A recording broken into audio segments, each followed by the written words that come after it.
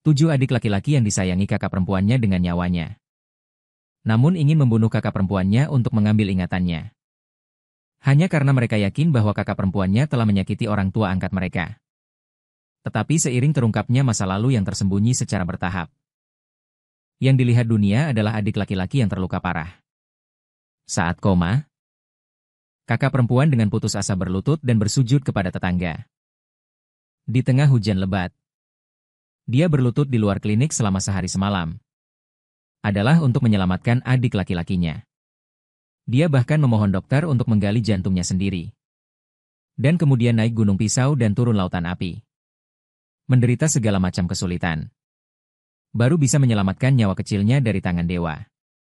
Tapi sekarang dia benar-benar ingin bergandengan tangan dengan saudara-saudara lainnya. Membunuh kakak perempuannya? Mustahil. Hati tahu Kaisar Qingyang yang sebenarnya ini hampir runtuh. Orang yang telah dia benci selama bertahun-tahun di depannya ini. Tidak hanya bukan pelaku pembunuhan orang tuanya.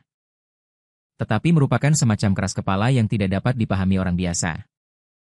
Melindungi dirinya yang lemah di masa kecil. Tetapi baru saja. Dia masih membawa kebencian yang besar terhadap kakak perempuannya.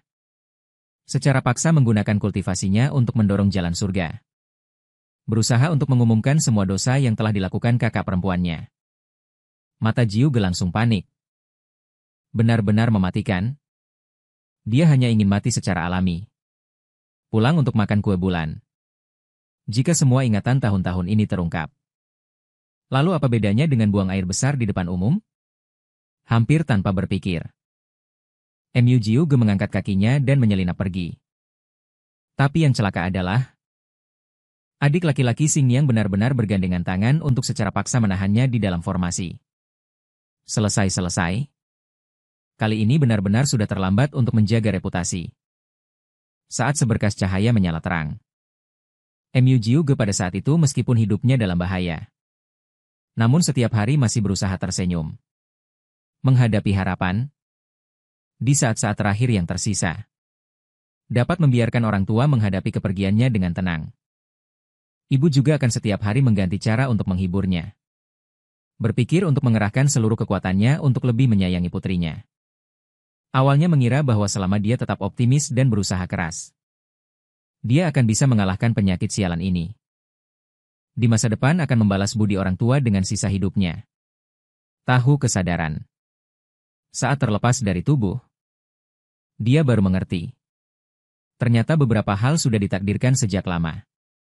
Namun, justru pada saat itulah, sebuah suara hampa tiba-tiba terdengar. Suara itu memberitahunya, jika ingin bertahan hidup, harus mati secara alami di dunia baru. Setelah sadar, dia tidak mempedulikan dirinya sendiri. Dengan pakaian pria, Mu Jiu Ge saat ini hanya memiliki satu pikiran, yaitu segera mati. Kebetulan bunga teratai di kolam di samping sedang mekar dengan indah, jika terpeleset dan jatuh ke air.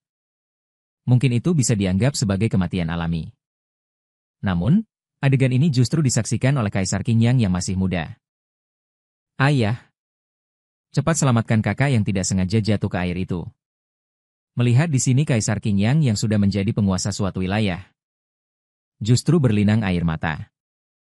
Selama bertahun-tahun yang tak terhitung jumlahnya, dia selalu sesekali teringat pada ayahnya. Betapa baiknya orang itu. Justru disiksa oleh iblis ini. Hingga mati. Orang-orang di kerumunan pun berdiskusi dengan heboh. Tidak disangka Mu Jiu Ge sudah begitu licik sejak kecil.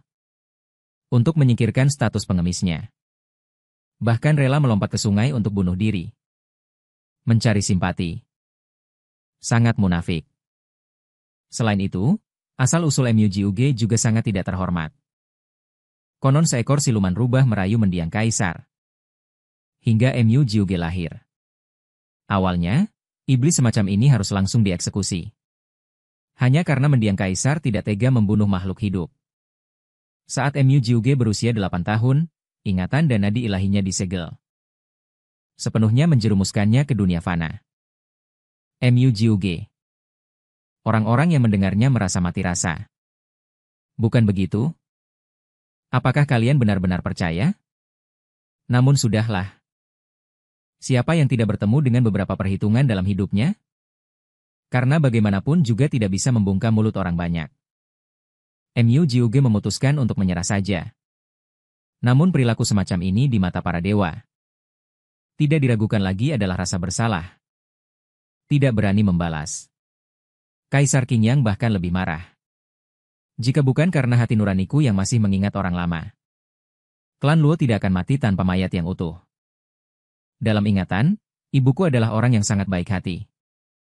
Selalu memperlakukan Mu Jiuge seperti anaknya sendiri. Mendengar bahwa dia tidak memiliki keluarga, dengan tegas meninggalkannya dan Qingyang untuk menemani. Tapi saat itu, Mu Jiuge hanya ingin mati. Berbohong bahwa dia tidak merasa aman. Dan meminta pedang pusaka dari ayah Luo. Pasangan itu melihat semua ini. Hati mereka semakin sakit karena Mu Jiuge. Bahkan ibu Luo meminta suaminya sendiri.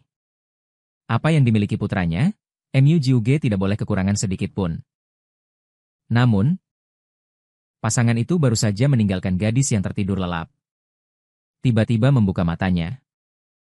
Meskipun sangat berterima kasih kepada pasangan orang tua yang baik hati ini. Tapi dia masih memiliki orang tuanya sendiri untuk dihormati, kalian sangat baik. Namun, orang tuaku adalah yang terbaik, darah berceceran. Semuanya menghilang. Tapi saat bangun lagi, Ru Mu adalah tatapan khawatir dari keluarga yang terdiri dari 3 orang. Dasar gadis nakal. Kau benar-benar membuat kami takut setengah mati. Sebenarnya apa yang terjadi? Mungkinkah hanya jika orang lain membunuhmu, itu dianggap kematian alami? Berusaha keras untuk bangkit. Tapi malah ditekan kembali oleh orang tuanya. Anak baik, dokter berkata. Kondisimu lemah sekarang, berbaringlah dan istirahatlah dengan baik. Ini semua salah kecerobohan ayah. Jika saja Ziyin tidak menangis mencari kakak di tengah malam. Aku mungkin tidak tahu. Bagaimana kau bisa pingsan? Bukankah itu bunuh diri? Sepertinya sistem anjing ini tidak sesederhana itu. Qingyang kecil. Apa yang kau lakukan mencari kakak di tengah malam? Dia ingin mencoba melihat apakah ada petunjuk pada Qingyang. Qingyang kecil tiba-tiba menjadi malu. Seolah itu rahasia Qingyang. Kakak. Mendekatlah. Baru aku akan memberitahumu.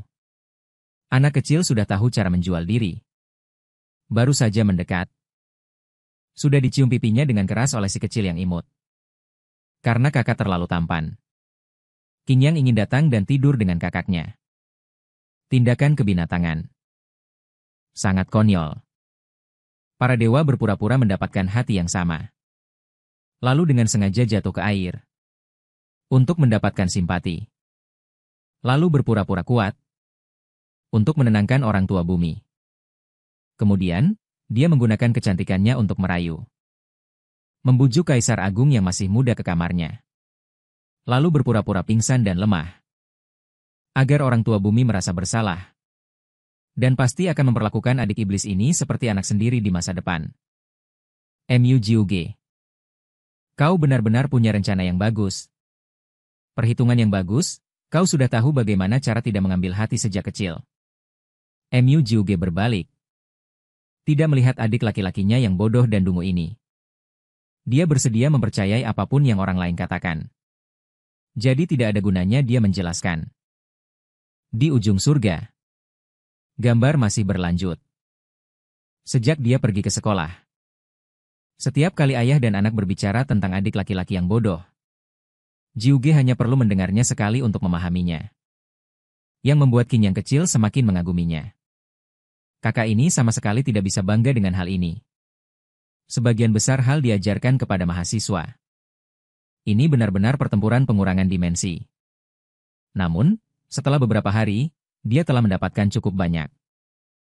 Pertama-tama, dunia tempat dia berada sekarang. Ternyata adalah novel yang dibacakan ibunya untuknya saat itu. Sayang sekali. Tokoh utama bukanlah ibunya.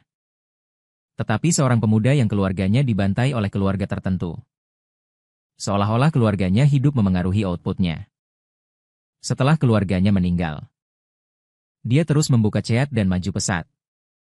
Mengandalkan aura tokoh utama. Mengumpulkan anak buah. Membunuh penjahat. Berbagai harta karun dan perawan suci sekte. Singkatnya, dia membunuh dewa dan iblis di sepanjang jalan. Dan adik laki-lakinya yang bodoh dan dungu ini kebetulan adalah pemimpin penjahat. Selama dia mengikuti dengan benar, dia pasti akan dibunuh oleh tokoh utama dan pulang dengan selamat. Saat dia memikirkannya, tiba-tiba dia dihentikan oleh beberapa anak kecil yang menghalangi jalannya. Bukankah ini kesempatannya? Tidak apa-apa. Ibu berdiri di belakang kakak laki-laki menghadap anak-anak muda itu. Apakah kalian membawa pisau? Beberapa anak langsung tercengang. Biasanya mereka berkelahi paling banter hanya dengan dorong-dorongan. Kapan mereka pernah bertemu orang yang sebengis ini? Bukannya kalian tidak membawa pisau? Hanya mengandalkan kepalan kecil seperti kapas. Apakah itu bisa membunuh orang? Cukup berani. Jadi begitu? Apakah kamu benar-benar ingin mati? Seorang anak kecil pemberani menggulung lengan bajunya. Iya, iya. Kenapa kamu tidak membunuhku saja? Dua anak kecil di belakang menghentikannya. Orang ini berbicara terlalu mengerikan. Kak, ayo kita pergi. Dia benar-benar orang gila. Jangan takut padanya. Dia hanya menggertak. Iya, iya. Aku menggertak. Ayo, ayo. Gertak dengan menebas sekali. Jenis yang membuat kepala terpenggal. Oh, kakak kamu lumayan berani. Lain kali aku melihatmu pasti kubunuh. Jangan menunggu lain kali. Memberimu uang, apakah itu tidak cukup? Aku benar-benar memberimu uang, rencana terakhir masih gagal. Bagaimanapun, membunuh bagi anak-anak. Topik ini masih terlalu berat. Namun, ketika menoleh ke belakang, aku melihat Xiao Qingyang perlahan bangun. Kakak yang bangun. Kamu terlalu keren. Qingyang sepertinya lebih menyukai kakak. Saat malam tiba, Mu Jiuge berguling-guling di tempat tidur. Dulu sudah terbiasa begadang. Tetapi orang zaman dahulu sepertinya tidak bisa tidur di ranjang rumah sakit. Benar-benar tidak bisa tidur. Tidak lama kemudian, aku melihat ibu masuk. Kak Jia sepertinya juga sepasang orang baik hati yang selalu diperlakukan dengan baik, seharusnya tidak mati tanpa kejelasan. Pada saat ini, saat dia berbaring di ranjang rumah sakit kesakitan. Sangat sakit. Ingatan akan alur cerita ini juga kabur. Hanya ingat bahwa orang yang membunuh mereka semua masuk. Tiba-tiba, pintu kamar berderit. Suara bayi kecil Qingyang yang renyah terdengar. Kakak, apakah kamu sudah tidur? Qingyang ingin tidur denganmu. Tidur dengan bayi kecil yang lembut dan imut. Tentu saja Mu Jiuge tidak akan menolak. Tapi Xiao Ying baru saja jatuh. Qingyang gesudah dengan cepat masuk ke dalam selimut. Menepuk-nepuk ruang kosong di samping. Kakak Chu, kamu juga cepat berbaring. Tidak lama kemudian, terdengar suara napas teratur Qingyang di samping. Tidurlah. Adik yang baik akan melindungi kamu dan keluargamu. Hanya ada satu hal. Jiuge berpikir dalam hati. Sekarang bayi kecil yang begitu polos dan ceria. Bagaimana akhirnya dia menjadi penjahat besar? Saat melihat bagian ini, alis Qingyang mengerutkan kening. Dia tidak menyangka akan begitu dekat dengan saudara iblis saat masih kecil. Beberapa hari kemudian, dalam perjalanan ke sekolah, Xiao Qingyang terus bermanja-manja dengan Jiuge. Dia benar-benar tidak tertarik untuk bersekolah. Namun, tepat pada saat ini, sesosok tubuh tinggi menghalangi jalan. Paman kecil bertanya jalan. Apakah di sini ada keluarga bermarga Luo? Keluarga kaya yang baru pindah bulan lalu. Apakah kamu kenal? Mu Jiuge merasa buruk.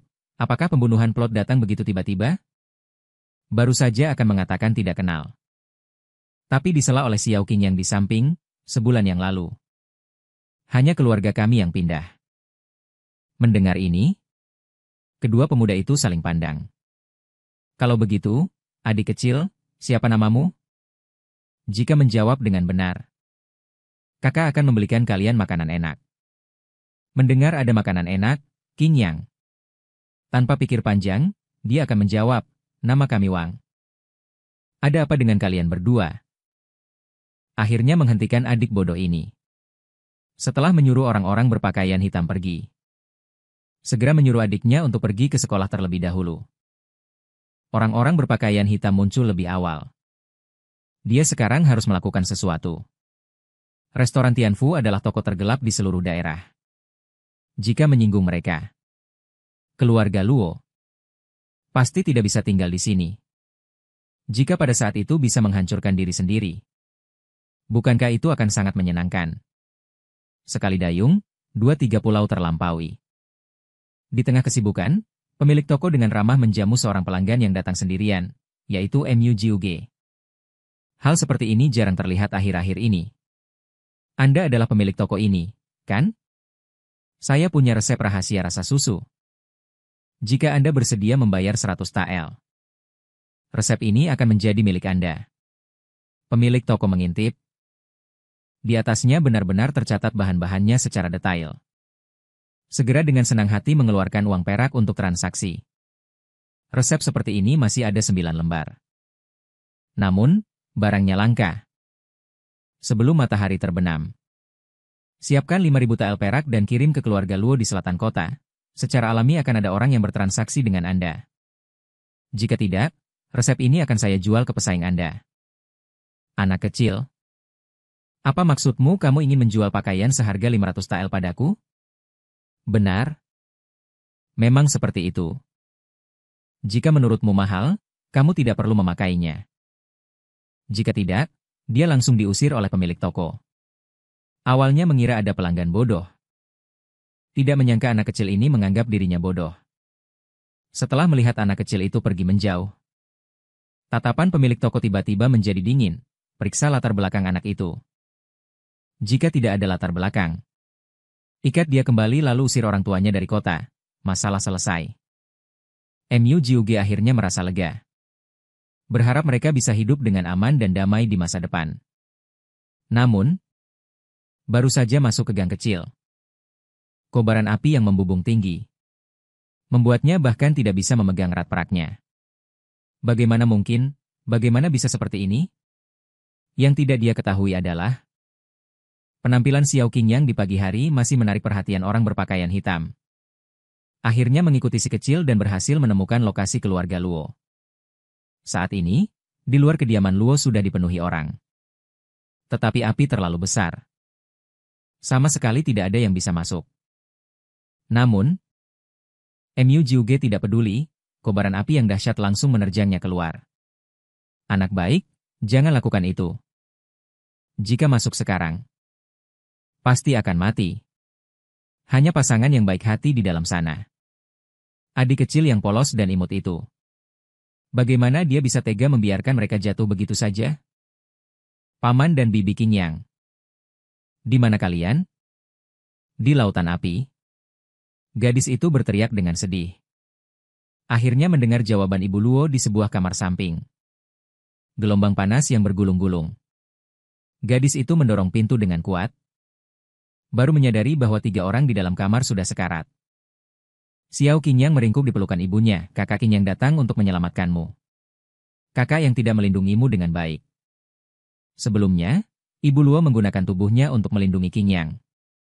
Api sepenuhnya mengandalkan anak-anak untuk mempertahankan napas mereka. Kakak 9. Aku khawatir aku tidak akan bisa melakukannya lagi. Bisa dibilang hanya kamu dan Qingyang yang bergantung satu sama lain. Bawa dia untuk menemui sekte abadi di Daxie. Di sana akan ada yang menerimamu. Kata-kata datang. Selesai berbicara, tangan Nyonya Luo jatuh dengan lemah. Ini adalah pertama kalinya MUGUG menghadapi kematian dari jarak sedekat ini. Jantung seolah-olah terkoyak-koyak. Mengapa jalan surga begitu tidak adil? Dengan pukulan keras, Kaisar Qingyang membanting cermin jalan surga dengan keras. Mengapa seperti ini? Bukankah ayah dan ibu meninggal di tangan Kaisar Iblis? Palsu, semuanya palsu. Para abadi yang menonton juga sedikit berubah pikiran. Kaisar Qingyang tampak tercekik saat itu. Tetapi bukankah Kaisar Iblis haus darah? Mengapa dia secara paksa menerobos lautan api untuk menyelamatkan orang dengan tubuh manusia? Berbicara tentang ini, seorang abadi tiba-tiba teringat rumor. Alasan mengapa Kaisar Qingyang mencapai metode cermin adalah karena dia mengandalkan hukum abadi keluarga. Mungkin Kaisar Iblis mengambil tindakan untuk menyelamatkan orang. Hanya untuk menjarah keberuntungan hukum abadi Kaisar. Saat ini, Kaisar Qingyang tiba-tiba tercerahkan. Ternyata begitu. Bahkan jika orang tuanya tidak mati di tangannya. Tapi dia kemudian mengkhianati sekte. Dan juga membunuh tuannya dan adik perempuan kecil yang lucu. Ini sama-sama tidak termaafkan. Dengan sebuah pukulan, Kaisar kecil tiba-tiba bangkit. Sepertinya dia masih menggendong seorang anak kecil di tangannya. Dia benar-benar keluar. Para penonton terkejut. Mendekat untuk melihat. Gadis itu ternyata. Wajahnya sudah hancur total. Namun, matanya masih penuh dengan keteguhan. Semua orang yang melihatnya terkejut dan menarik napas. Seberapa sakitnya itu? Anak ini benar-benar terlalu kuat. Namun, tidak jauh setelah berjalan, Mu Jiuge akhirnya jatuh ke tanah karena kelelahan. Sebuah suara terus-menerus datang dari benaknya. Istirahatlah sebentar. Kau sudah cukup berusaha. Bisa dibayangkan.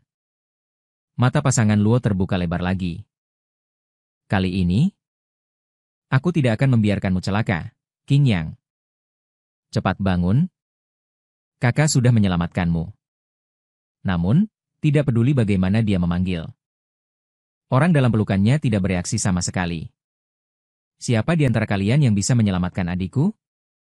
Apa yang terjadi padanya? Namun, orang lain justru merasa jijik. Mengerutkan kening.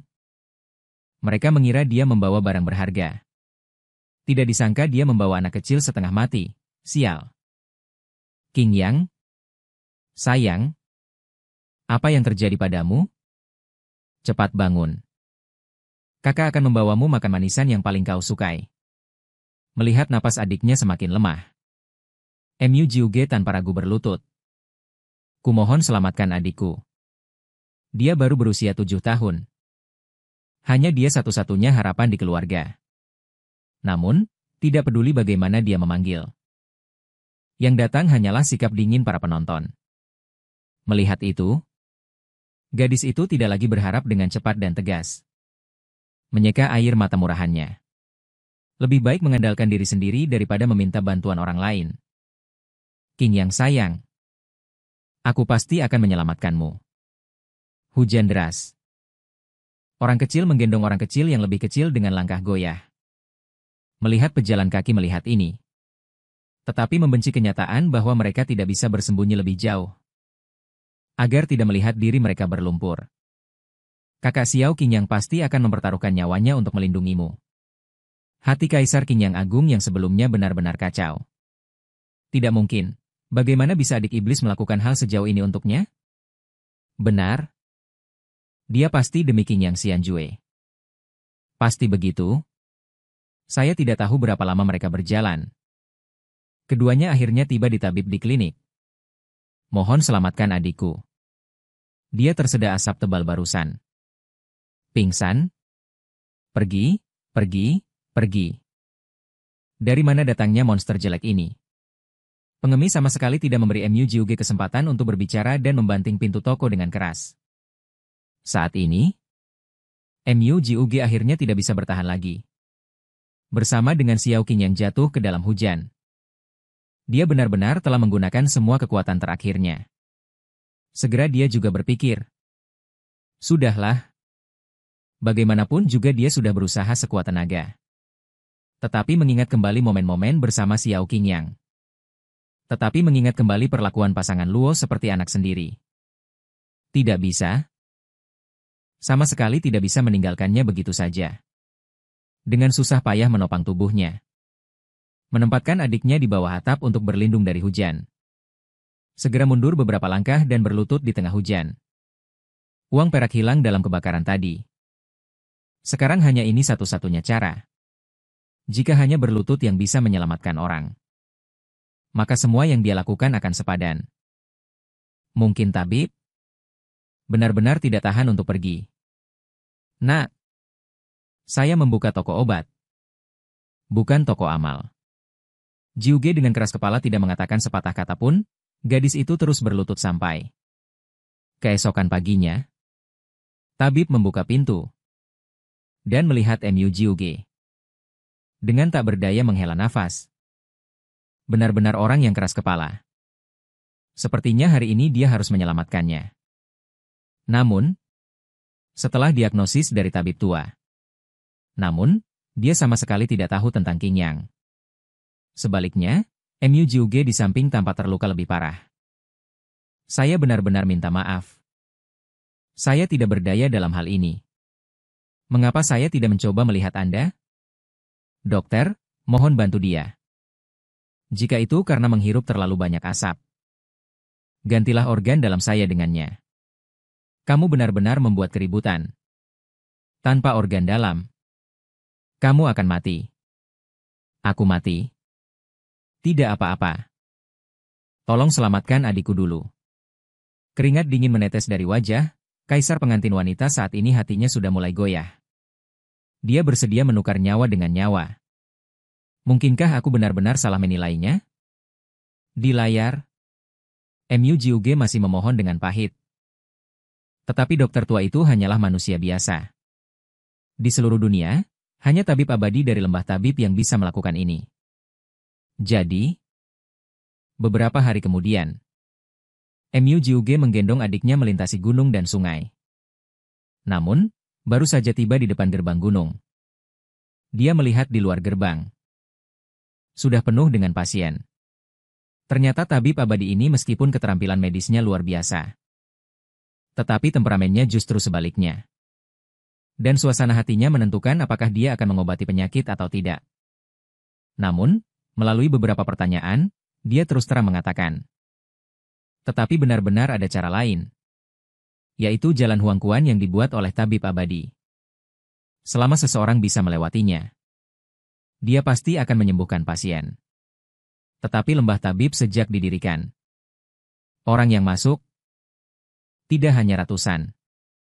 Tetapi tidak ada seorang pun yang bisa keluar hidup-hidup. Jika kamu pergi ke sana, kamu tidak hanya tidak akan hidup. Adikmu, bahkan dirimu sendiri akan mati di dalamnya. Namun, kematian bagi Mu Jiuge memang sesuatu yang sudah lama dia impikan. Terima kasih banyak atas kejujuran Anda, saudara. Tetapi melihat adik laki-lakinya sudah lama menderita kerja keras. Lembah hijau subur. Dalam sekejap mata menjadi seperti keabadian api penyucian. Jika aku menerobos, kau pasti bisa menyelamatkan adikku. Benar kan? Di kehampaan alami, sebuah suara tua bergema. Setelah mendapat jawaban, gadis itu tidak lagi ragu. Dengan lembut meletakkan Qing Yang di tanah. Mengangkat kakinya dan dengan tegas melangkah ke lautan api. Hampir seketika kakinya mendarat. Sandal jerami yang sudah lama tak kuat menahan beban itu pun terbakar. Api yang membakar. Membakar sedikit demi sedikit. Kulitnya, meski begitu, tidak bisa membuat langkah gadis itu melambat sedikit pun. Para dewa saat ini mengirimkan desisan. Awalnya ingin melihat Kaisar Iblis menderita. Tak disangka dia begitu kuat hingga tidak mengatakan sepatah kata pun. Tidak menarik. Hanya dataran sejuk yang tidak mengatakan sepatah kata pun di antara kerumunan. Bahkan ada rasa sakit yang terus berkedip di matanya. Setelah melewati lautan api, terbentanglah gletser yang tak berujung. Awalnya terasa dingin dan nyaman. Tapi itu hanya sesaat. Segera setelah itu, dingin yang menusuk tulang menyebar ke seluruh tubuh. Kemudian, suara membelah udara yang tak terhitung jumlahnya terdengar satu demi satu. Mu Jiuge membelalakan matanya. Es transparan apakah itu? Puluhan ribu menusuk gadis itu. Namun, bahkan siksaan yang mengerikan seperti itu tidak bisa membuatnya mundur sedikit pun. Para dewa saat ini akhirnya berubah warna. Tidak peduli seberapa bencinya dia sekarang. Tapi saat itu dia masih anak-anak. Lalu, anak kecil seperti itu. Apa yang membuatnya begitu tabah, Luo Jia? Baginya itu hanyalah kebencian. Saat ini, Qing Yang perlahan meletakkan tangannya di layar cahaya. Hanya dalam 1 inci, wajah pria itu dipenuhi keringat dingin. Seorang dewa kecil di belakangnya tidak bisa menahan rasa ingin tahu dan bertanya kepada Kaisar Qing Yang. Ada apa denganmu? Melihat pria itu tidak mengatakan sepatah kata pun. Dia juga meniru Qing Yang dan meletakkan tangannya di layar cahaya. Tapi hanya sentuhan ringan ini.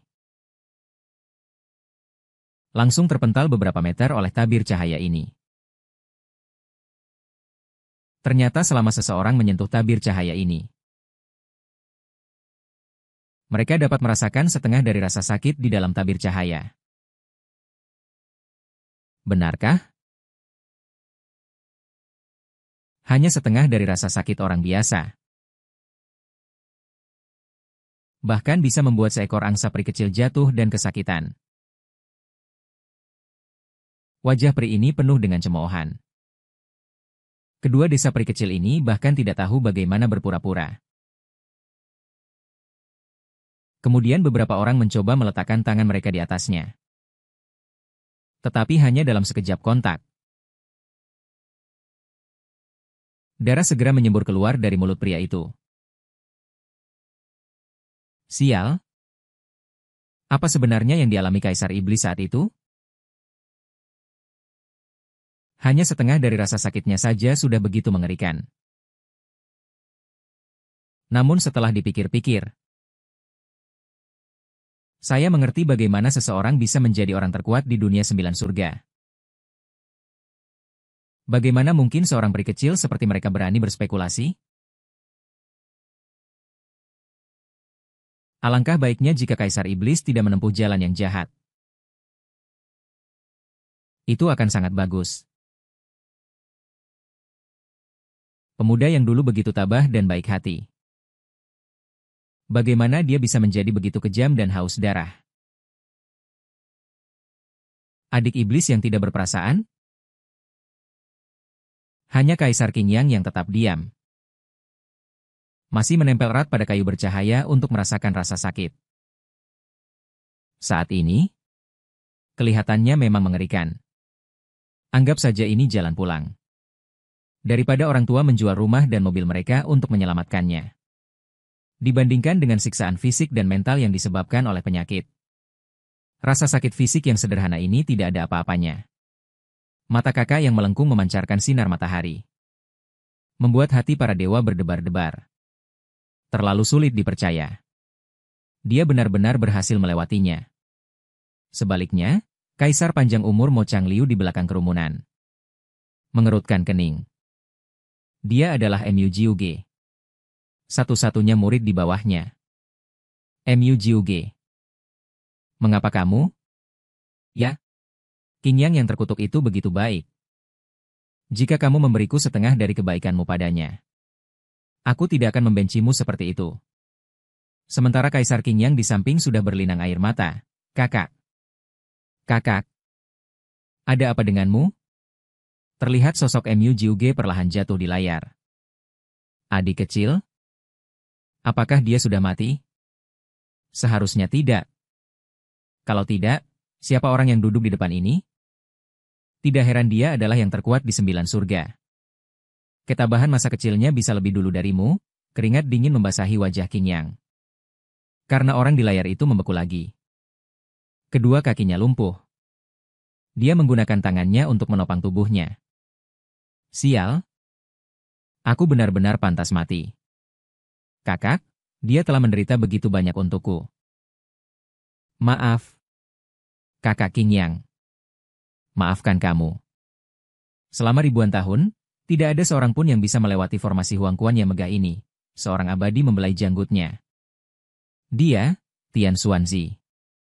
Akhirnya memiliki penerus hari ini. Ternyata identitas Yi Xian adalah kepala sekte abadi Xuanyi yang terhormat. Kerumunan abadi benar-benar gempar. Karena bahkan di tahun-tahun itu, mereka tidak kekurangan bantuannya. Banyak orang bahkan berutang nyawa padanya. Sayangnya, Tian Xuanzi akhirnya dibunuh oleh Kaisar Iblis. Makhluk terkutuk. Aku benar-benar ingin membunuh sampah ini sekarang. Justru Mu Jiuge yang mati. Tiba-tiba kejutan mendongak dan ingin membunuhku lagi. Kalau begitu, sekarang aku harus menambahkan lebih banyak bahan bakar ke api. Tidak buruk. Tian Xuanzi memang dibunuh di sini. Jika kalian ingin balas dendam, datang saja dan bunuh aku. Jika tidak, tunggu sampai adikku menggunakan ilmu sesat terkuat. Biarkan kau dan keluargamu semua selamanya tidak bereinkarnasi menjadi binatang. Apa katamu, para abadi? Segera hunus pedangmu. Benar, benar. Marahlah seperti ini. Bencilah. Cepat potong otak kecilku yang lucu ini. Tapi kemudian aku berpikir, formasi besar yang dibuat oleh beberapa adik laki-lakiku barusan. Bahkan aku sendiri tidak bisa membukanya. Kurasa para karakternya kecil ini tidak memiliki kemampuan itu. Sekarang aku harus menemukan cara untuk mematikannya. Aku akan mati tanpa tahu apa yang dipikirkan adik bodoh itu. Setelah melihatnya, aku harus berpikir lama tanpa mengucapkan sepatah kata pun. Namun, melihat Mu Jiuge menatapnya. Tatapan, Qing Yang langsung berubah menjadi anak kecil yang cengeng saat itu. Kakak. Kakakku yang baik. Aku sudah selesai. Aku sudah sangat tersentuh hingga menjadi hantu seperti ini. Sepertinya aku tidak bisa menaklukkan orang ini. Secara lokal ada penghalang cermin jalan surga. Kau tidak bisa membunuhku.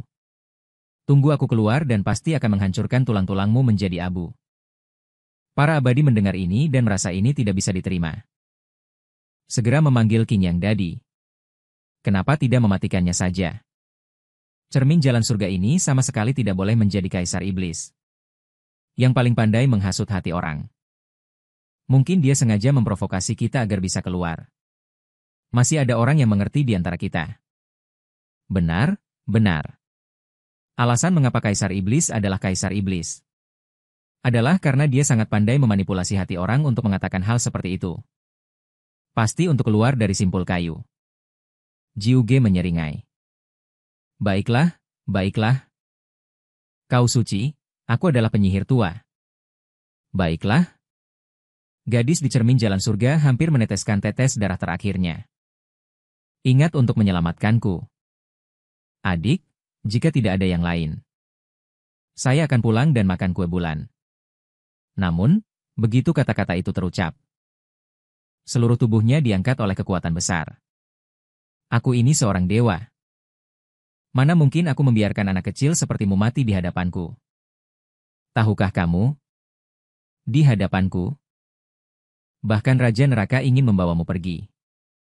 Dia harus menunjukkan kemampuannya terlebih dahulu setelah mengatakan itu. Dia langsung memasukkan anak itu ke dalam ember air. Alasan dia menembak jatuh formasi kaisar musim semi ini adalah untuk memilih orang-orang dengan pikiran yang teguh untuk mewarisi sebagian gelombang. Karena air suci tiga cahayanya. Hanya orang seperti inilah yang bisa menahannya tubuh fana yang mengatakan air suci itu musuh fana. Baik daging, tulang, atau jiwa primordial. Semuanya akan ditempa ulang. Mulai sekarang, kamu bukan lagi manusia biasa. Menjadi murid pilihan surgawiku. Kamu akan bisa melambung tinggi di masa depan. Ini sangat tidak adil. Mu Jiuge ini pergi. Keberuntungan macam apa itu? Benar-benar bisa mendapatkan bantuan air suci tiga cahaya. Seorang teman di samping segera menjelaskan. Bahkan jika itu diberikan kepadamu, kamu mungkin tidak bisa menahannya. Air suci tiga cahaya. Namun, terdiri dari tiga cairan segar. Rasa sakit yang harus ditanggung. Mungkin ratusan kali lipat dari obat mujarab biasa. Dengan suara gedebuk, Kaisar Qing Yang benar-benar berlutut. Kakak. Apa yang telah dia tanggung demi aku? Di layar, pemuda itu masih berjuang. Sialan, aku hampir mati. Akibatnya, orang tua ini menyelamatkannya seketika. Bukankah itu batu sandungan di jalan pulang? Bertahanlah sedikit lagi, guru. bisa merasakan penderitaanmu saat ini.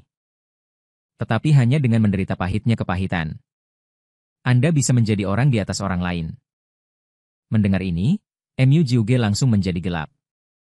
Baiklah. Bertahanlah omong kosong. Mengapa begitu sulit untuk mencari kematian?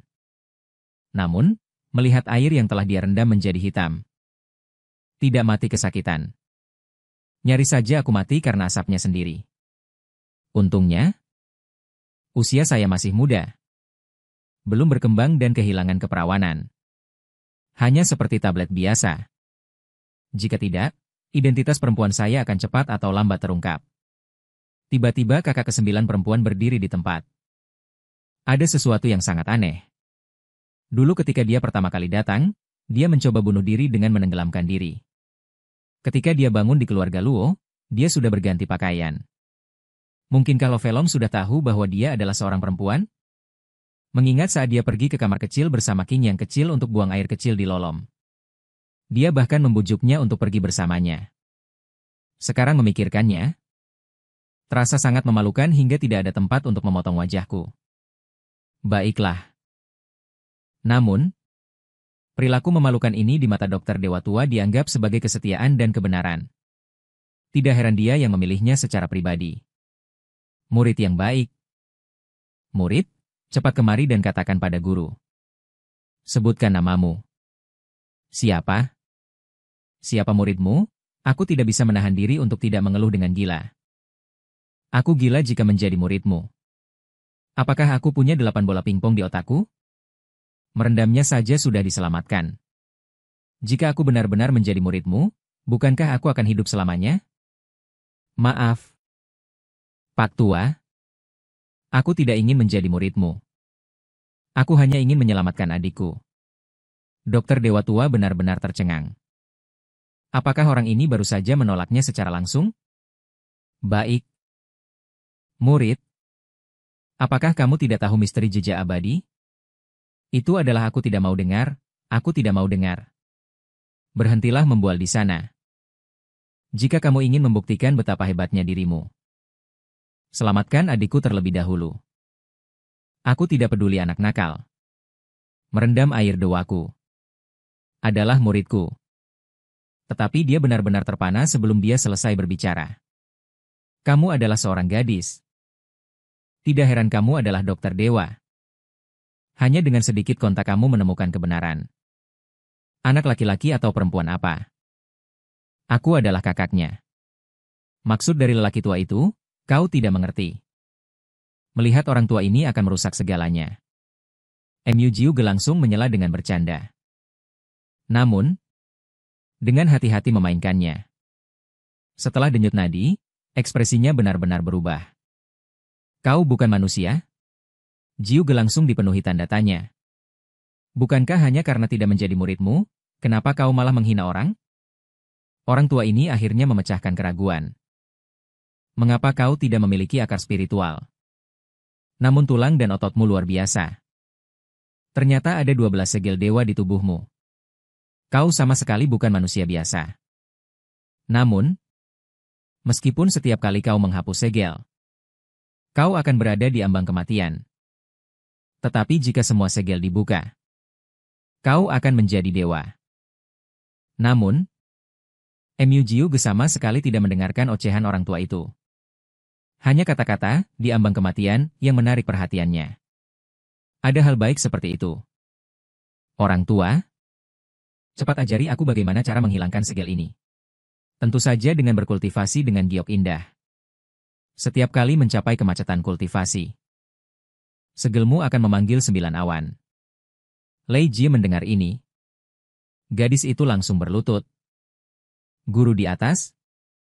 Terimalah hormat murid kecil ini. Orang tua itu tertegun.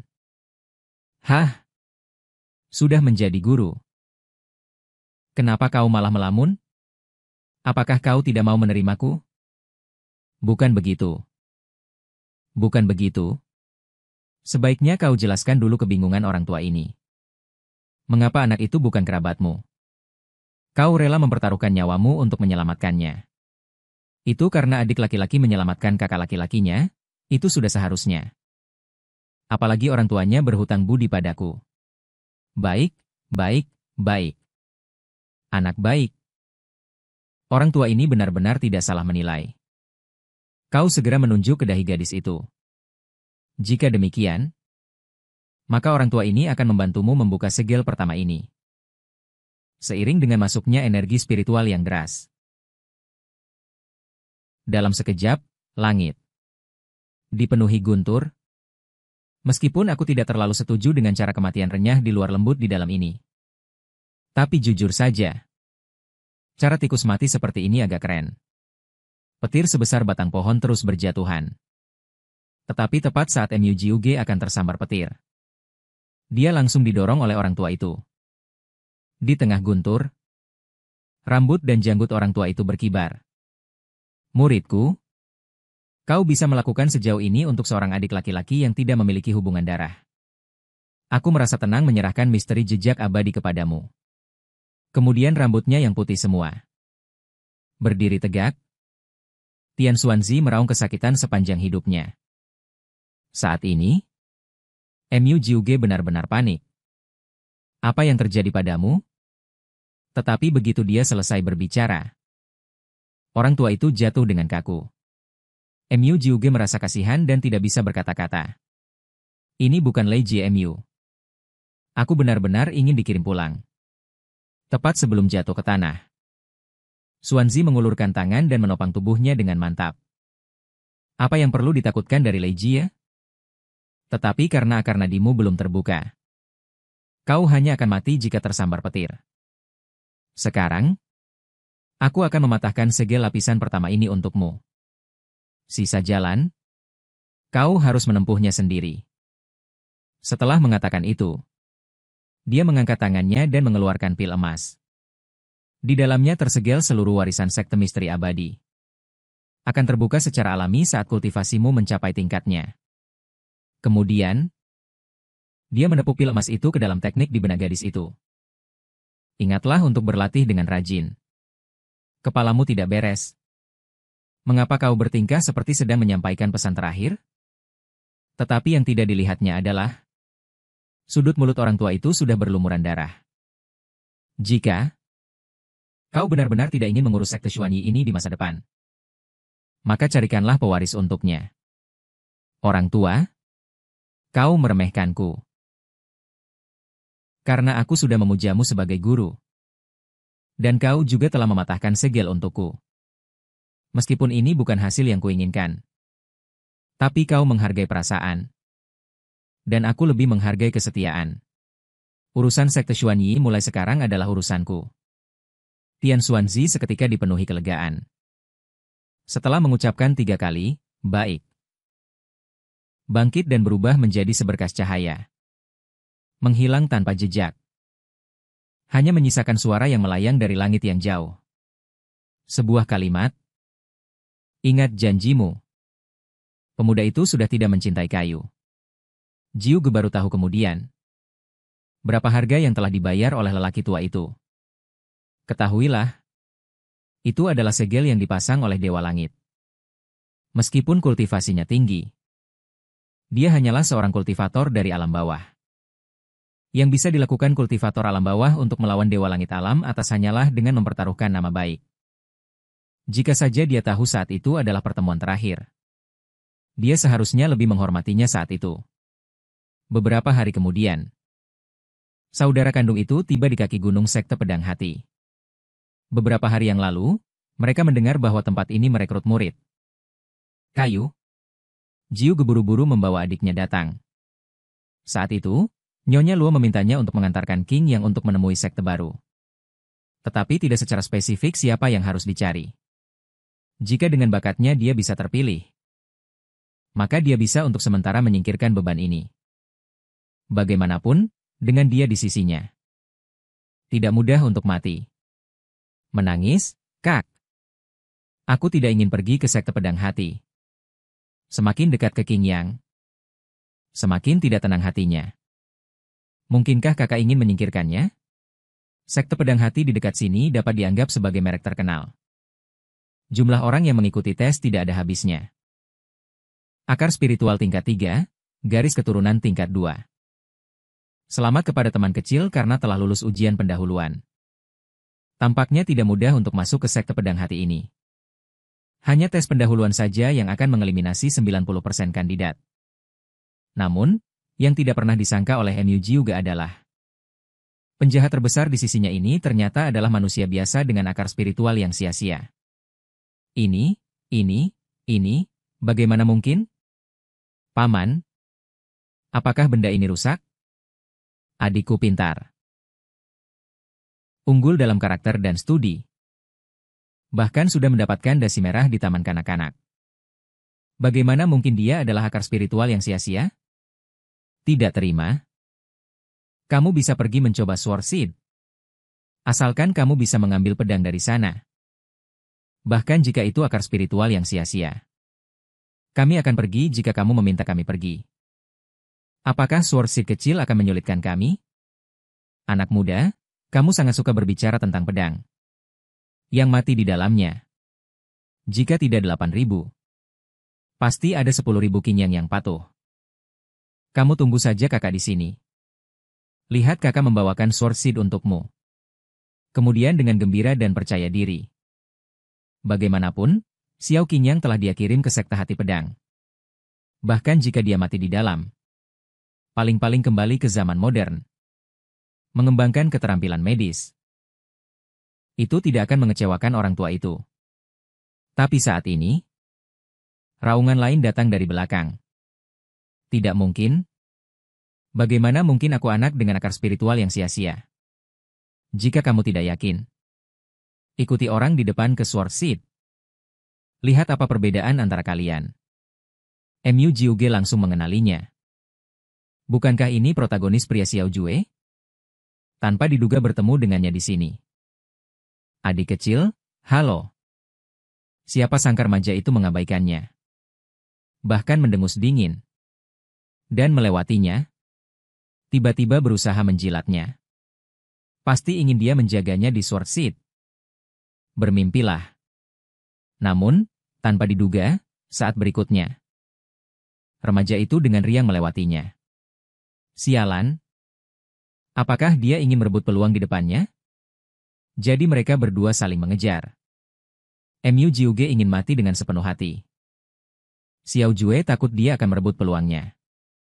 Namun, 1/4 jam kemudian, saat tekanan di Sword Seed semakin kuat, Xiao Jue juga semakin kesulitan berjalan.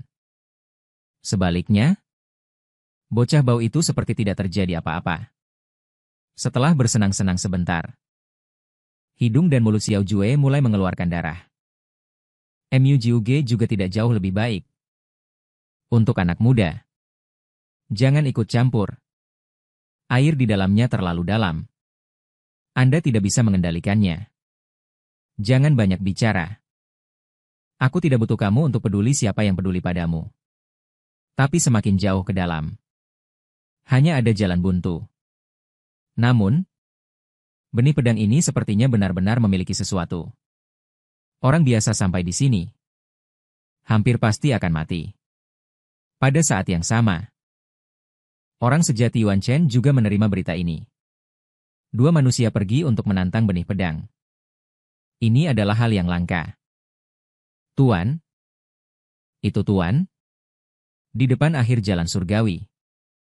Qinyang tampak bersemangat. Orang sejati Yuan Chen memperlakukan saya dengan sangat baik. Bahkan jika saya adalah akar roh yang terbuang.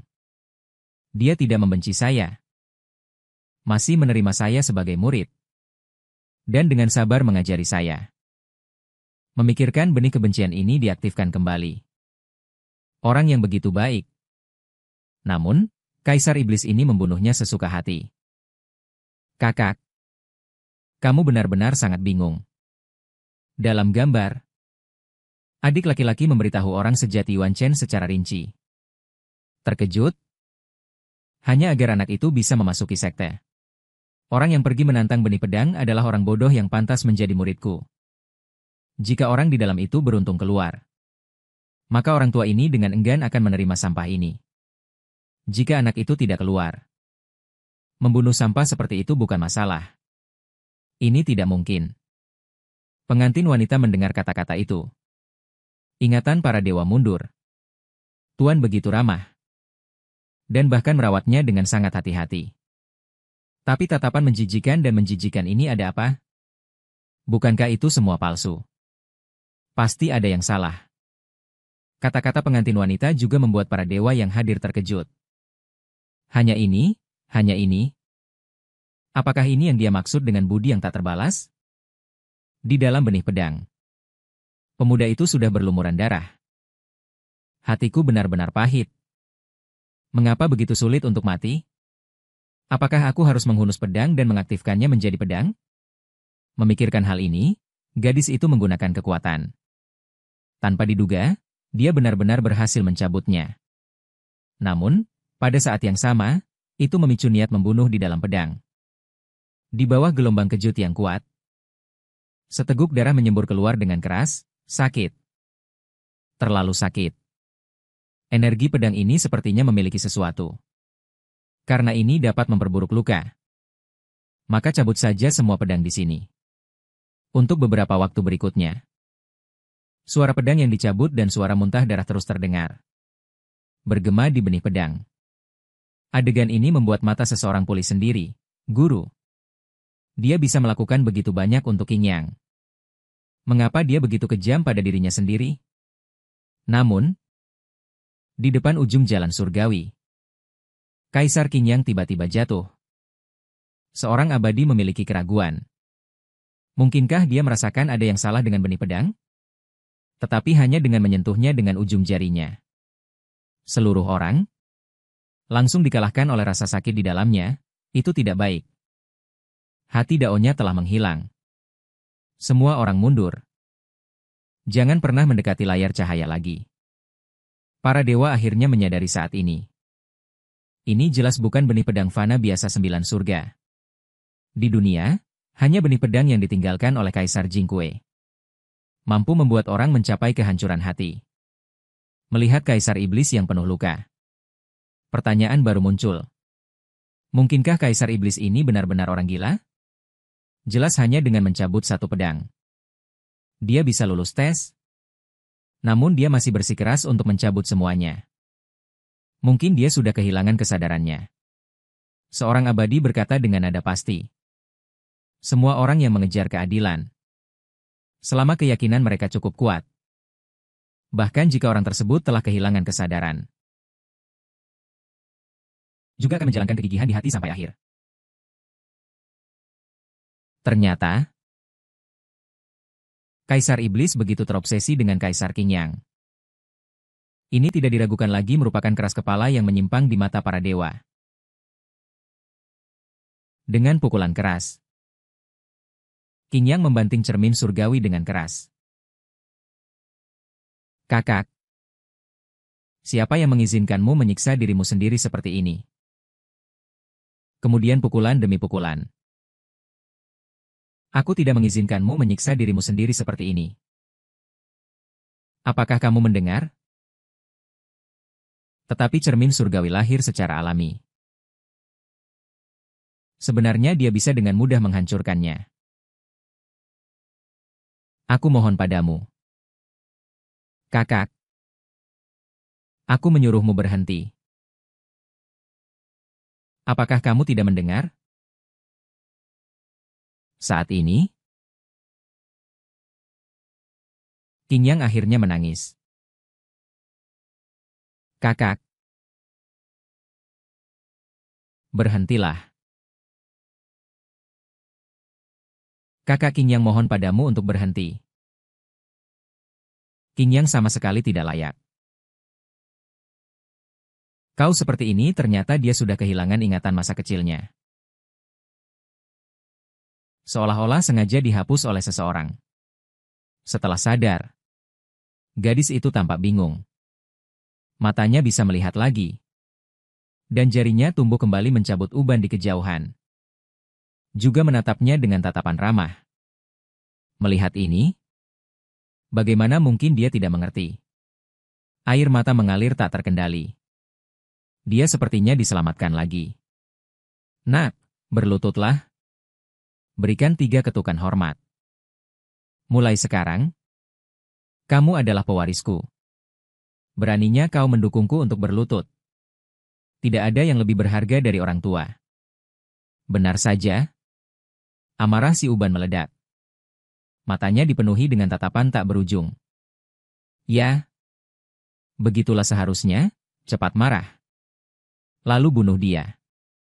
Tanpa diduga, pria itu tertawa terbahak-bahak. Tidak, tidak heran kamu adalah pewarisku. Kamu memang sangat bersemangat. Ini, bukankah kalian semua sakit parah? Bukankah dunia kultivasi sangat berbahaya? Berikan warisan itu kepada anak itu. Aku tidak mau, aku tidak suka. Sesaat kemudian, pada akhirnya, hati pedang tetap ditanam di antara alisnya. Dan bahkan mendapat keuntungan yang tak terduga. Si Uban merasakan segel di tubuhnya. Dan secara paksa membuka lapisan lagi, Mu Jiuge hampir menangis tanpa air mata. Sebenarnya siapa protagonisnya? Saat ini seluruh benih pedang sudah mulai runtuh. Anak keberuntungan kita yang sebenarnya justru pingsan karena tertimpa batu yang jatuh dari benih pedang. Tidak mungkin. Saudaraku. Keberuntungan macam apa ini? Namun, melihat anak ini tidak menyukainya. Dengan enggan berikan kepada anak bodoh ini. Selamatkan dia. Apakah dia bisa pulang di masa depan tergantung padanya. Namun, sayangnya, tidak hanya satu pedang. Dia baru saja menggendong anak keberuntungan ini. Keluar dari gua. Bos penjahat berteriak kakak dan langsung menyerbu. Akibatnya, dia terkubur di tumpukan batu di tengah jalan.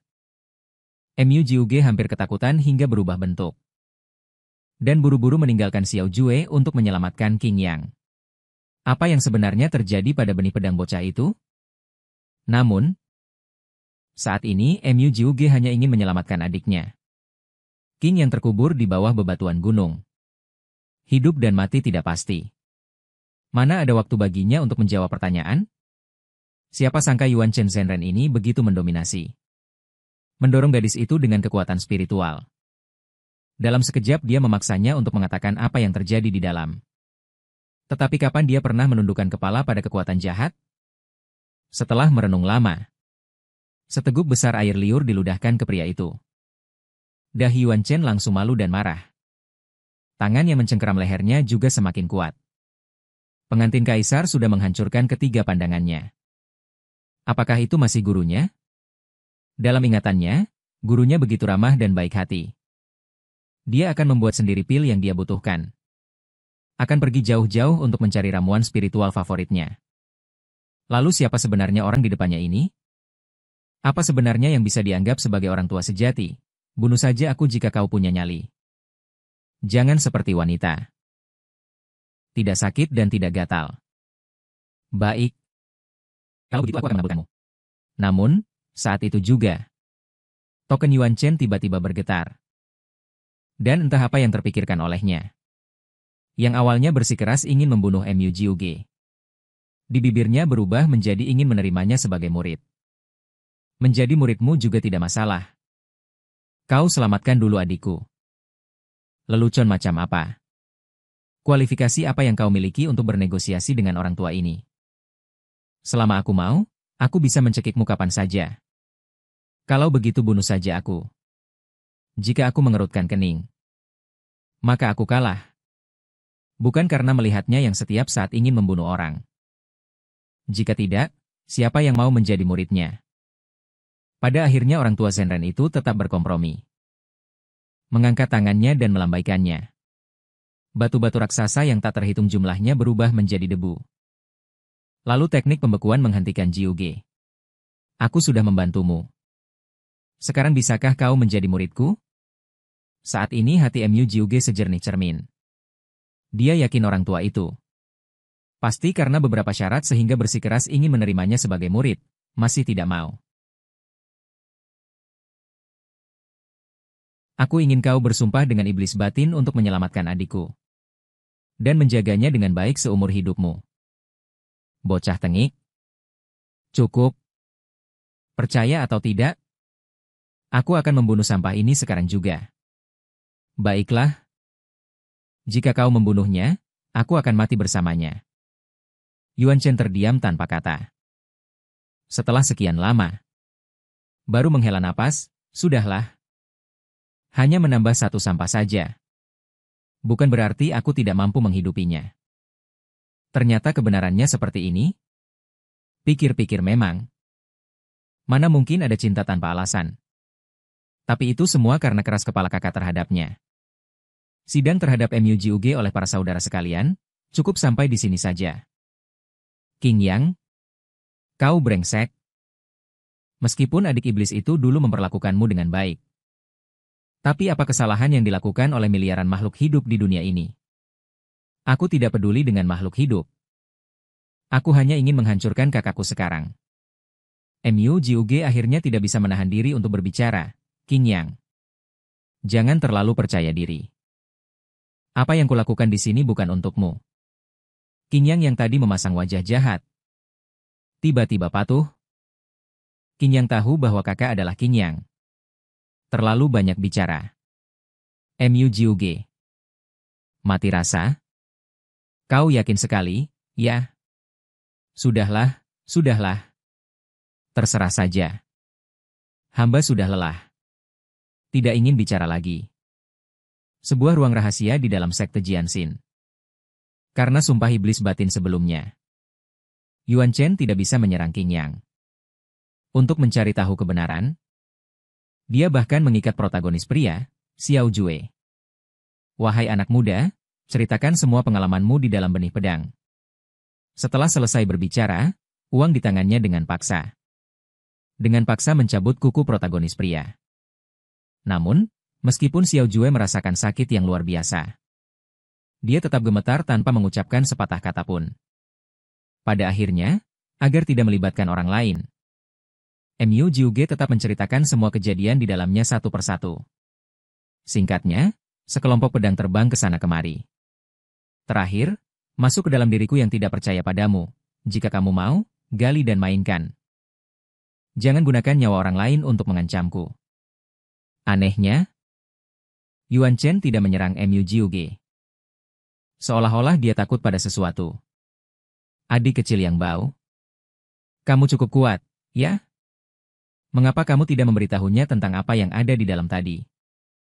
Mengatakan atau tidak adalah urusanku. Itu tidak ada hubungannya denganmu.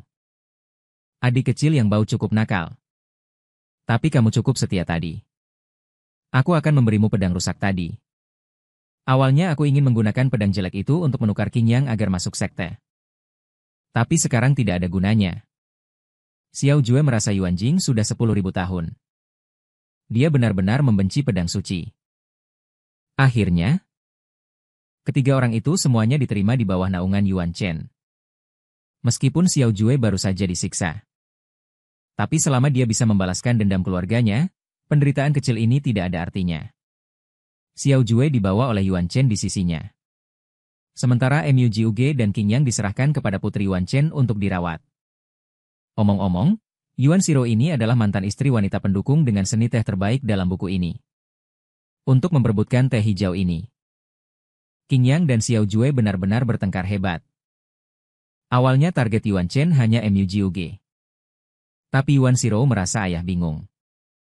Karena MUJUG sangat menghargai Qing Yang, maka dia akan secara pribadi membawanya di sisinya. Aku sudah menghapus ingatannya tentang MUJUG. Mulai sekarang di mata sampah ini, aku adalah saudara perempuannya yang paling dekat. Ayah tersayang. Adik laki-lakinya yang paling dia hargai ada di tanganku. Menurutmu apakah dia akan patuh di masa depan? Meskipun ayah menyinggung perasaannya tadi. Tapi selama dia laki-laki, tidak ada yang bisa menahan pesona Yuan Shiroku.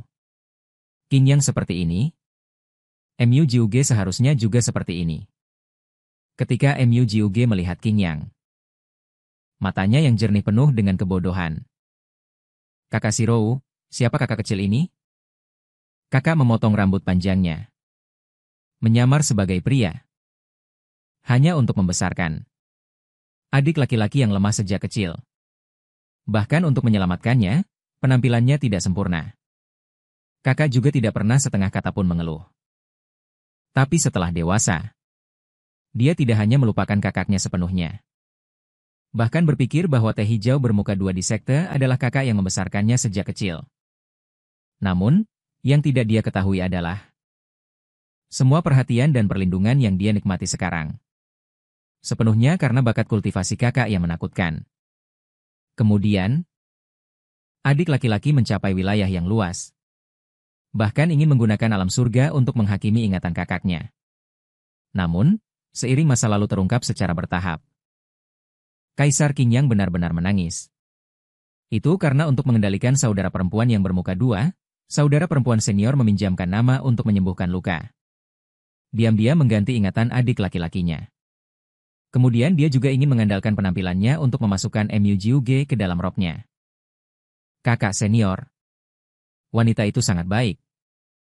Hanya untuk membantuku menangkap singa di kepalaku? Yuan Shiro langsung tercengang. Dari mana datangnya pemuda yang begitu bodoh? Di masa lalu, setiap tuan muda yang melihatnya ingin memamerkan diri seperti merak membuka ekornya. Kakak senior. Apakah kamu membenciku? Aku dan adik laki-lakiku saling bergantung sejak kecil. Jadi aku mendapat penolakan. Yuan Shiro hanya bisa menahan diri. Bukan penjelasan sabar. Bahkan setelah dia berbicara dengan susah payah untuk waktu yang lama, MUGUG tidak hanya tidak mendengarkan. Sebaliknya, dia berteriak agar dia melayaninya mandi. Tanpa daya, dia hanya melemparkan kayu pembersih kecil. Jiuge langsung bersih dari debu dari ujung kepala sampai ujung kaki. Hanya mantra serangan awal yang biasa-biasa saja ini benar-benar membuka pintu bagi gadis itu. Dunia baru. Awalnya hanya ingin mati dan pulang untuk tahun baru. Jika dia bisa mempelajari mantra kecil ini dan pergi ke pemandian untuk menggosok punggung, dia juga bisa mendapatkan beberapa target kecil. Dan pil bigu yang sulit ditelan itu. Jika dia mencampur ulang rasanya. Tambahkan rempah-rempah. Bawa kembali. Berikan kepada para pekerja kantoran sebagai makanan diet. Berpikir, dia sepertinya tidak begitu terburu-buru untuk mati. Aku cinta kian-kian mencintaiku. Uang datang dari segala arah. Namun, tatapan idiot MUGUG ini membuat Yuan Shiro merinding. Untuk sesaat, aku terpana dan terpesona olehnya. Setelah mengantar si teh hijau pergi,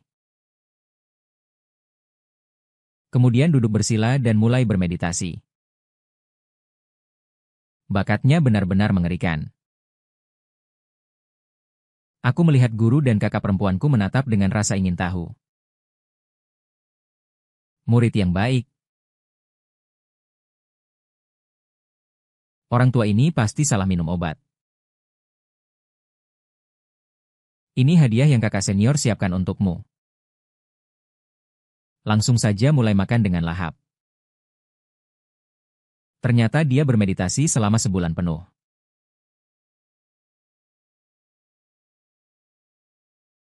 Jelas terasa seperti hanya beristirahat selama setengah jam. Baiklah.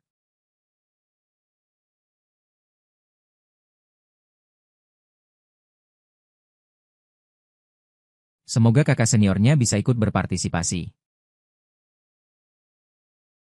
Dan ada harta karun yang bisa mengubah takdir.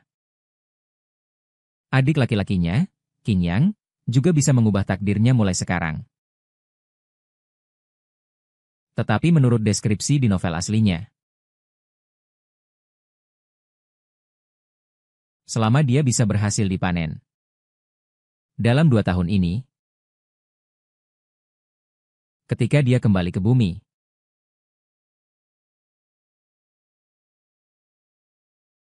saat keluar rumah, aku bertemu dengan pemeran utama pria Xiao Jue, yang berdandan seperti seorang wanita, ternyata adalah kakak senior. Bisakah kau memberitahuku bagaimana cara menembus tahap pemula dalam sebulan? Tanya. Itu karena bakat alami. Kau tidak akan bisa mempelajarinya. Kesombongan di wajah saudara muda kedua. Apalagi Xiao Jue. Siapapun yang mendengarnya pasti ingin memukulnya. Jangan terlalu sombong. Dalam 2 tahun aku pasti akan mengejarmu. Lucu sekali. Apa kau bilang kau akan mengejarku setelah 2 tahun, padahal aku baru berkultivasi selama sebulan? Di tengah tawa merajalela Mu Jiuge, Xiao Jue dengan sangat sedih menerima hari ini. Dalam hatinya diam-diam bersumpah. Dia harus berkultivasi dengan giat. Tidak diremehkan. Perpustakaan dipenuhi dengan berbagai macam buku. Namun, posisi mantra tingkat dasar sangat mencolok. Pertama-tama adalah bola api. Ini adalah alat yang ampuh untuk merebus air dan menyediakan pemanas. Menghangatkan tangan di musim dingin. Memanggang daging di musim panas. Bahkan bisa membuka warung barbeque di pinggir jalan. Ini juga barang bagus. Di masa depan, jika ingin makan es krim di musim panas, bisa langsung membekukannya sendiri. Teknik memurnikan badak. Bisa pergi ke laut untuk menangkap ikan. Teknik alkimia. Teknik pemurnian ki. Ini semua adalah harta karun untuk menjadi kaya. Yang paling hebat adalah metode pembuatan sabuk ruang. Dengan benda ini, harus membawa pulang barang antik yang hilang di luar negeri. Kelahiran kembali. Rencanaku untuk kembali dari dunia kultivasi abadi secara resmi dimulai. Waktu berlalu dengan cepat, 2 tahun telah berlalu. Di sebuah kamar yang harum, aura yang tajam melonjak ke langit. Ayah, mau lihat? Sepertinya Xiao Jue telah menembus ke puncak pendirian yayasan, sampah yang tidak berguna. Apa yang menarik untuk dilihat? Baru mencapai puncak pendirian yayasan dalam 2 tahun. Aura di kamar berangsur-angsur mereda. Hal pertama yang dilakukan Xiao Jue setelah menerobos adalah pergi ke perpustakaan untuk membual kepada Mu Jiuge. Dulu dia mengabaikannya. Sekarang dia telah mengurung diri di perpustakaan selama 2 tahun. Dan kultivasinya bahkan mandek. Hari ini, dia pasti akan membuatnya tahu. Apa itu kemiskinan di usia muda? Ledakan hebat dan kobaran api terjadi tepat saat pemuda itu memasuki pintu kamar. Langsung menghancurkan seluruh pavilion perpustakaan menjadi berkeping-keping. Di tengah asap, Mu Jiuge keluar sambil mengomel. Tungku api yang dia teliti selama 2 tahun. Hancur sebelum sempat diperkenalkan. Meskipun selama 2 tahun ini kultivasinya tidak meningkat sedikit pun. Dia memperoleh banyak kemajuan dalam bidang alkimia. Namun, tepat ketika tungku alkimia alami yang dia modifikasi muncul, dia diserang secara tiba-tiba. Kemudian, dia melihat ke belakang dengan ekspresi kasihan. Berpikir bahwa orang ini juga sangat tidak beruntung. Datang mencari buku tepat pada saat seperti ini. Guru tua, ini adalah pil sampah yang baru-baru ini dibuat. Ambillah. Ekspresi lelaki tua itu sangat bersemangat. Baru saja akan mengambilnya. Tetapi tiba-tiba direbut oleh seseorang. Mu Jiuge tidak tahu bahwa pil yang dia buat, bahkan jika itu adalah pil sampah, efek obatnya sebanding dengan pil tingkat sempurna di pasaran. Inilah alasan mengapa lelaki tua itu, sebagai pemimpin sekte Jianxin, harus datang untuk merebut barang-barang Xiao Bei. Selama 2 tahun ini, Mu Jiuge fokus pada alkimia. Bisa dibilang ini adalah pertama kalinya dia bertemu dengan pemimpin sekte. Terima kasih, pemimpin sekte, atas dukungan Anda dalam alkimia. Setelah saya memasuki alam rahasia, saya pasti akan membawakan lebih banyak harta karun untuk Anda. Pemimpin sekte tampak sangat bijaksana. Melepas aksesori yang dibawanya dan memberikannya kepada Mu Jiuge. Perlakuan semacam ini, bahkan Yuan Chen, yang telah bergabung selama 50 tahun, tidak mendapatkannya. Mu Jiuge juga melihat kesulitan yang dihadapi sekte kecil ini.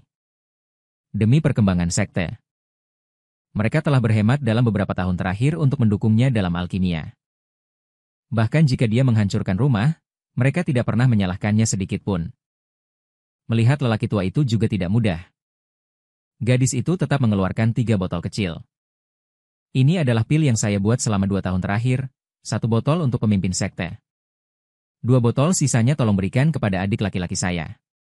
Terlebih lagi, dari kelihatannya, dia bahkan tidak menyimpan satu pun untuk dirinya sendiri. Kaisar Qian yang agung menangis dengan suara yang hilang. Kakakku yang baik. Perasaan seperti ini, bagaimana aku bisa membalasnya? Menjelang keberangkatan, Yuan Shirou membawa Qingyang menemui Mu Jiuge. Qingyang masih sama seperti sebelumnya.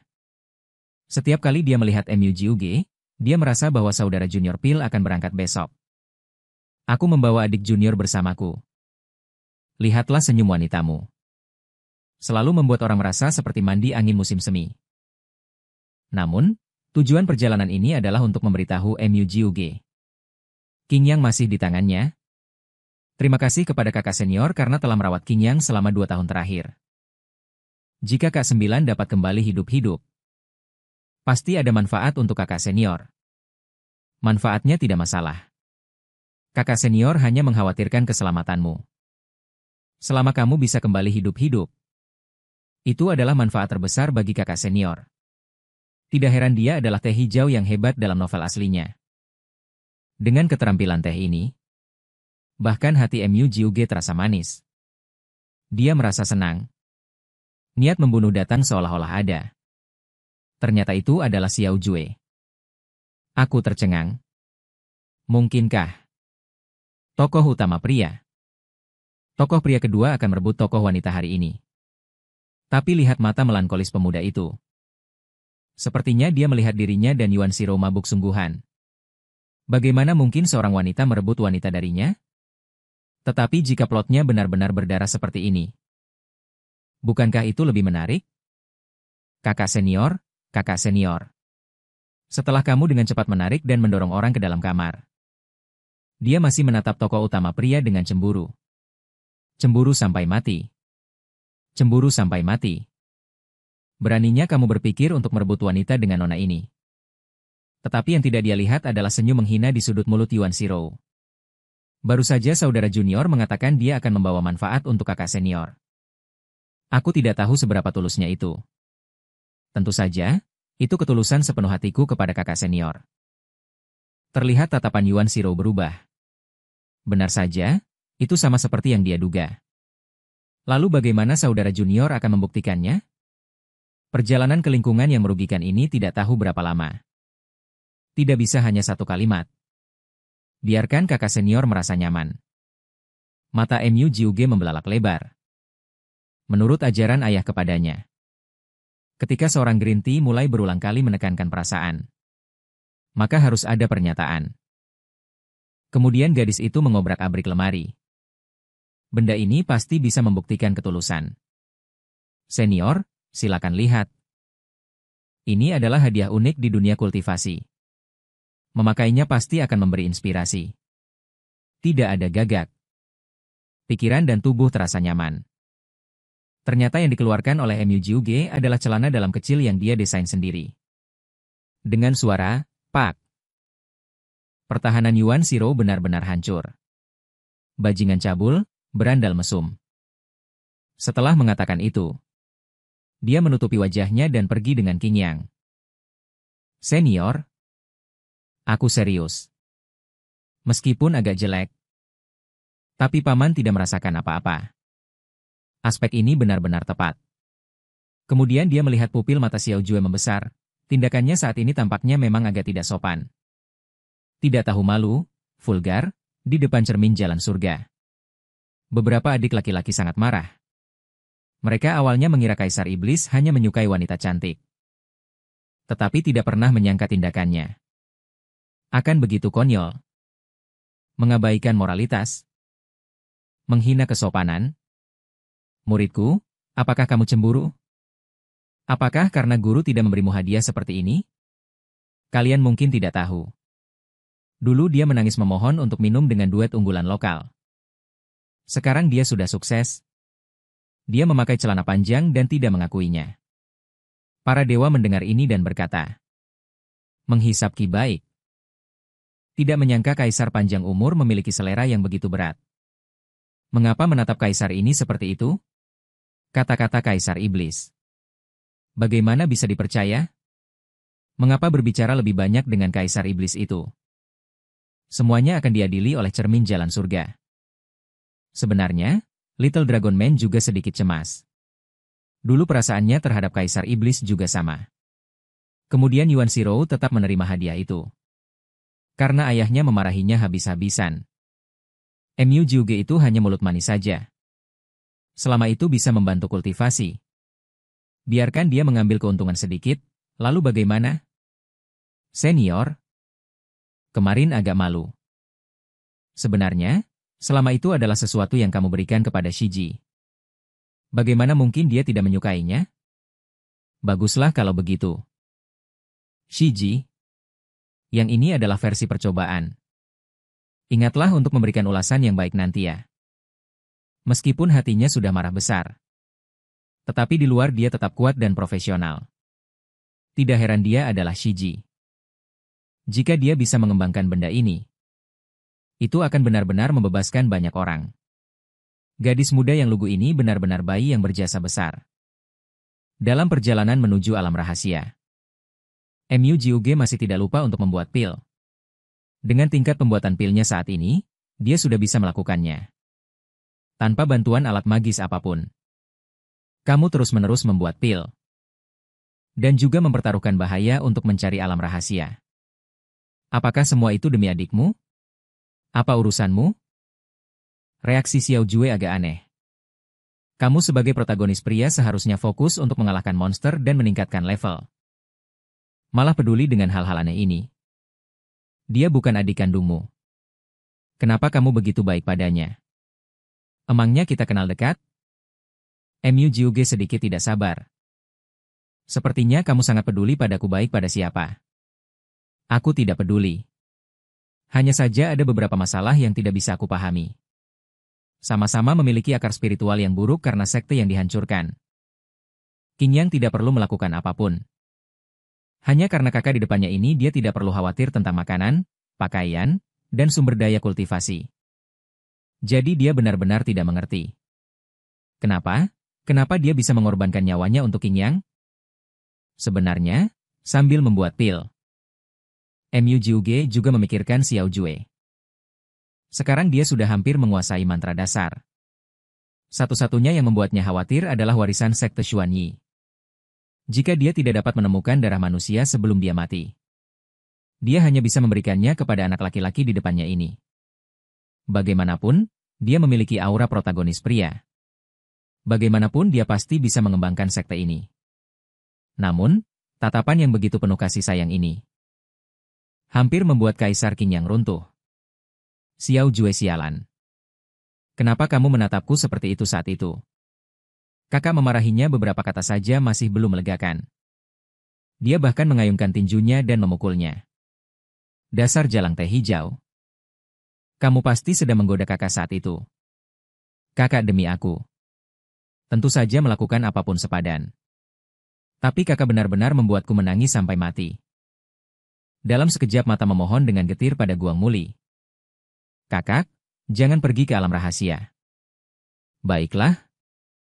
Ge yang tidak ingin kau mempertaruhkan dirimu demi aku. Kaisar panjang umur dan Little Dragon Man mengerutkan kening bersamaan. Kali ini benar-benar bukan pamer, kan? Kenapa sedikit tidak tahan ingin memukulnya? Reaksi semua orang membuat Mu Jiuge sadar. Semuanya adalah tokoh abadi yang turun ke dunia. Satu persatu wajah mereka menunjukkan ekspresi bodoh. Luo Qingyang. Kau diam? Melakukan sesuatu di sini. Selalu hanya untuk diriku sendiri. Jangan kau beri emas di wajah si Raja Cengeng itu. Mendengar itu, wajah Qingyang langsung memerah. Kakak. Dia berbicara padaku. Apakah dia akan segera memaafkan Qingyang kecilnya? Kakak. Jangan khawatir. Apapun yang terjadi padamu nanti, kau tetap yang paling disukai Qingyang. Kakak. Bahkan jika kau disambar petir, mati tanpa dikubur. Wajah Mu Jiuge menjadi hijau karena marah. Anak bodoh. Jika kau tidak bisa berbicara, kembalikan saja mulut kecilmu ke toilet.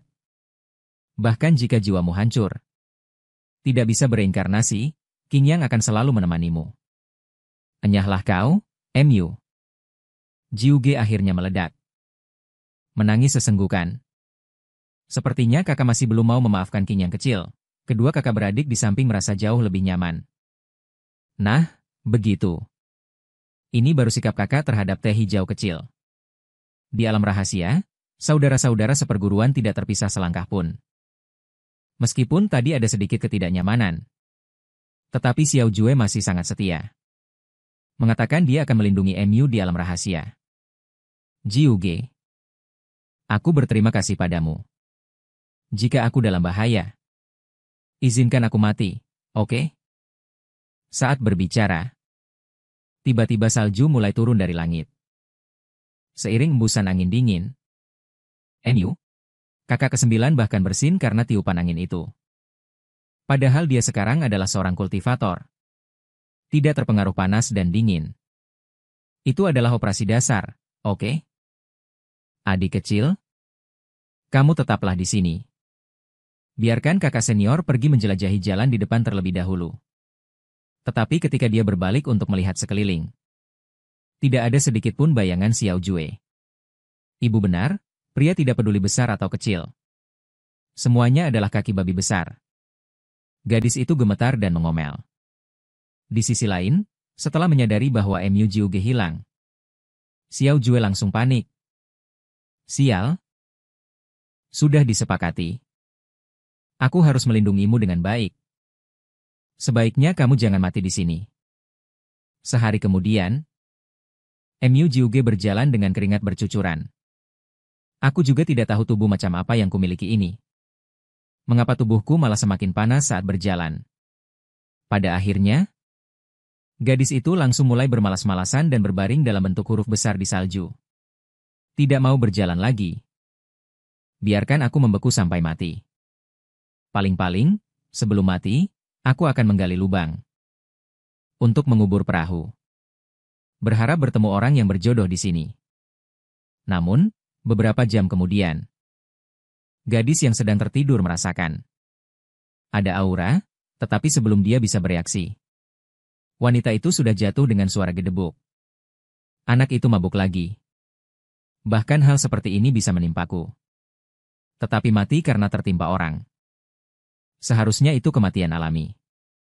Tidak tahu malu, terkutuk. Wanita mati itu benar-benar mengambil keuntungan dari kakak. Segera menjauh dari tubuh kakakku. MU Jiuge. Orang mati rasa. Kumohon, jangan lagi menggunakan wajahmu yang seperti dewa yang patah untuk melakukan hal-hal yang hanya dilakukan anak kecil berusia 3 tahun. Kaisar panjang umur memasang ekspresi seolah tahu segalanya. Sebaiknya kau melihat dengan jelas, adik iblislah binatang yang mengambil keuntungan. Jelas-jelas bangun tetapi tidak berinisiatif mendorong wanita itu menjauh. Jangan bicara omong kosong. Kakakku hanya kedinginan dan tidak bisa bergerak. Apakah dia berpura-pura? Kamu kentut bau. Kakak tidak kaku. Kakak 9 benar-benar pusing. Orang-orang ini datang untuk menghakiminya. Atau sengaja datang untuk menyiksanya? Segera, dengan lambaian tangan kecil, sebuah mantra seketika membuat keduanya terdiam. Hormat kepada Dao Surga. Hal pertama yang dilakukan wanita setelah bangun adalah mengajak MU Jiuge makan mulut besar yang paling disukainya, sambil memarahi tindakan kejinya. Kakak, kamu tidak salah paham. Aku baru berapa umur? Sudah keji. Jika kamu ingin mengatakan mengambil keuntungan, itu juga kamu yang mengambil keuntungan. Dan aku tadi sedang tidur. Kamu langsung menimpaku. Gemuk seperti babi. Kamu cubit-cubit. Kamu bilang aku babi, benar. Bagaimana? Jadi bisakah kamu turun dari tubuhku? Wanita itu mengerutkan kening dan berpikir lama. Anak laki-laki di depannya seperti penghangat. Tidak diragukan lagi merupakan obat penyelamat jiwa di tengah cuaca yang membekukan ini. Kemudian dengan suara kecupan, dia menekan MU Jiuge di bawah tubuhnya lagi. Anak nakal. Aku menyelamatkanmu. Kamu mengerti? Jika tidak, kamu akan membeku sampai mati. Semakin wanita itu menempel, semakin nyaman dia rasakan. Dia tidak berpura-pura lagi. Langsung memeluk MU. Kakak 9 mulai merengek. Kemudian langsung membiarkan MU. Kakak 9 menggendongnya di punggungnya, keterampilan minum tehnya. Tidak kalah dengan kakak seniornya. Melihat penolakan dan penerimaan Mu Jiuge di layar, Xiao Jue benar-benar tercengang. Cukup sudah. Mengapa dia begitu baik kepada semua orang? Tetapi mengapa dia tega membunuhnya saat itu?